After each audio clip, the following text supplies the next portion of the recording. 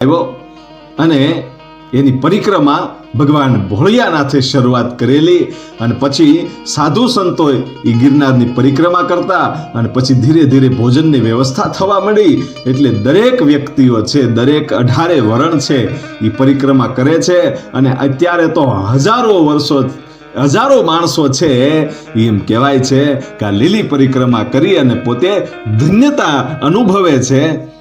અને એમ કહેવાય છે કે ત્યાં ભોજનની વ્યવસ્થાઓ છે, રોકાવાની વ્યવસ્થાઓ છે.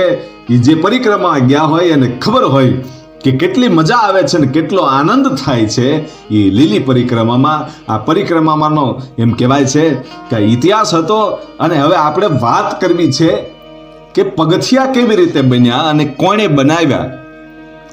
તો સદીઓ પહેલા ગિરનારનું મહત્વ તો એટલું જ હતું, કારણ કે ત્યાં તો એટલા બધા દેવ દેવતાઓનો વાસ હતો.